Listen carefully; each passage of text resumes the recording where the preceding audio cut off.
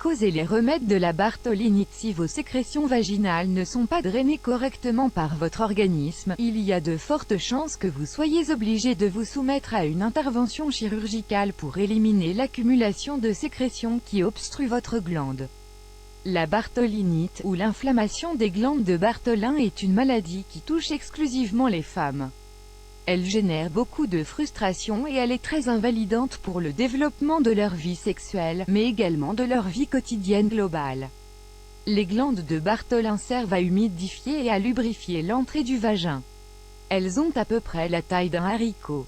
Elles se situent à côté des petites lèvres de la vulve, le vestibule vulvaire, et leur conduit de sécrétion draine la superficie interne de ces dernières.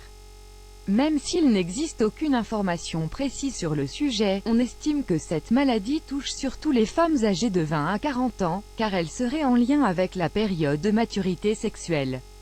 Les sécrétions produites par ces glandes peuvent obstruer progressivement leur entrée, et produire une inflammation très douloureuse, voire des infections.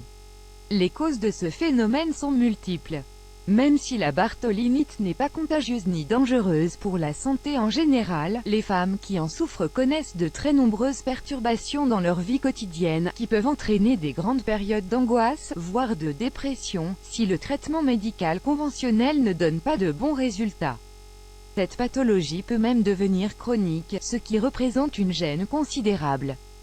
L'unique solution totalement efficace contre la bartholinite est une opération chirurgicale qui consiste à retirer les glandes de Bartholin. Mais, avant d'en arriver à une telle intervention, il existe bien d'autres solutions beaucoup moins radicales. Les causes de la bartholinite. La bartholinite peut être provoquée par la présence de bactéries à l'entrée du vagin. Si ces bactéries parviennent jusqu'aux glandes de Bartholin, elles peuvent les enflammer. Celles-ci vont alors être incapables d'expulser les sécrétions qu'elles contiennent, car leurs parois vont être totalement obstruées. Comme elles ne peuvent plus se vider, elles s'infectent et produisent un abcès, que l'on appelle l'abcès de Bartholin. Il existe également une cause non infectieuse de la bartholinite, il s'agit du kyste de Bartholin. Dans ce cas, seule une partie des glandes de Bartholin est obstruée et retient les liquides sécrétés. Le kyste se forme, mais n'est pas très important. Toutefois, si ce kyste rentre en contact avec des bactéries, il va s'infecter et la bartholinite fera son apparition. Les bactéries nocives dont nous parlons ne sont pas forcément transmises lors d'un rapport sexuel. Elles peuvent provenir, par exemple, d'une autre zone de notre organisme, comme c'est le cas de la bactérie Escherichia coli qui se trouve dans notre intestin, ou du Staphylococcus aureus qui se loge souvent dans notre peau et dans nos voies respiratoires. Les bactéries responsables de la gonorrhée ou du chlamydia, qui se transmettent lors d'un rapport sexuel, peuvent également provoquer une bartholinite. Le diagnostic de la bartholinite. Les premiers symptômes de l'apparition de la bartholinite sont plutôt clairs et évidents. Une grosseur comme une sorte de nodule chaud et douloureux se forme sur la paroi du vagin. Il réagit à la moindre pression. Dans les cas les plus graves, il peut empêcher les personnes qui en souffrent de marcher ou de s'asseoir. Bien évidemment, la douleur se fait d'autant plus intense lors d'un rapport sexuel. Les grandes et les petites lèvres qui sont touchées par une bartholinite vont gonfler et s'enflammer, sous l'effet de l'infection à l'origine de la pathologie. Le diagnostic d'une bartholinite ne peut être réalisé que par l'intermédiaire d'une exploration. Les femmes qui sont sujettes à des infections récurrentes, ou qui ont déjà contracté des maladies sexuellement transmissibles, doivent particulièrement faire attention à cette pathologie. Celles qui sont proches de la ménopause, ou qui se trouvent actuellement dans cette étape, doivent faire une biopsie si elles contractent une bartholinite, car cela peut être le symptôme d'une tumeur ou d'un cancer. Le traitement de la bartholinite dans des cas bénins, le simple fait de réaliser des bains de siège avec de l'eau tiède plusieurs fois par jour, peut suffire à désenflammer le kyste et à drainer les sécrétions. Si l'infection est très importante, et qu'elle est à l'origine de la bartholinite, la prise d'antibiotiques est inévitable. Si l'abcès ne se vide pas, il est conseillé de réaliser un drainage chirurgical. À l'aide d'une légère incision, les chirurgiens vont créer un petit canal qui va permettre l'évacuation des liquides retenus dans cette grosseur. Si le problème devient chronique, la médecine conventionnelle conseille généralement l'ablation des glandes. Le traitement homéopathique de la bartholinite. Si vous souhaitez opter pour une solution homéopathique, vous devriez voir des résultats apparaître sous 4 jours. Des principes dépuratifs sont principalement employés mais, comme toujours en matière d'homéopathie, ils sont plus ou moins efficaces en fonction des personnes. En cas de bartholinite aiguë, les éléments suivants sont recommandés: éparsulfure 15CH et pyrogénium 9CH. Prenez 5 granules d'éparsulfure 15CH, puis attendez 2 heures qu'il fasse effet. Prenez ensuite 5 granules de pyrogénium 9CH. Vous pouvez compléter ce traitement par des bains de siège tiède, qui vont vous permettre de dépurer entièrement votre abcès.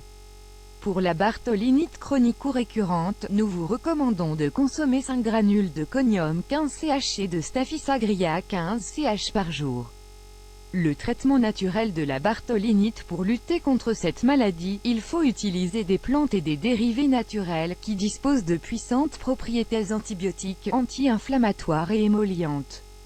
Parmi les plantes recommandées, on retrouve le gingembre, le boldo, la gentiane, le pissenlit et l'absinthe. Elles se consomment la plupart du temps sous la forme d'une infusion. Parmi les aliments recommandés, on retrouve l'aloe vera, la papaye, la goyave, l'ail, l'oignon, le brocoli et les fruits acides. Pour préparer une infusion contre la bartholinite, nous vous conseillons de faire bouillir l'équivalent d'un verre et demi d'eau avec une cuillère à soupe de la plante, ou du mélange de plantes, de votre choix. Laissez cuire durant 5 minutes, puis attendez que l'infusion repose pendant 10 minutes. Buvez-la en l'accompagnant d'un jus de citron. Un premier verre à jeun est fortement recommandé. Le gingembre est particulièrement conseillé si vous souhaitez lutter contre la bartholinite. Cette racine dispose de propriétés anti-inflammatoires et analgésiques très importantes. Vous pouvez en consommer sous la forme d'une infusion, comme nous venons de le voir, ou tout simplement en mangeant des petits morceaux tout au long de la journée. Mieux vaut les sucer pendant quelques minutes pour qu'ils se propagent dans toute votre salive. Vous pourrez ensuite les mâcher et les avaler. Toutefois, si vous optez pour l'infusion, il est recommandé d'en boire 3 tasses par jour, ni plus ni moins. Pour lutter contre cette pathologie gênante, il est également fortement recommandé de contrôler vos émotions, pour bonifier encore davantage les vertus curatives des infusions et des aliments que vous allez consommer.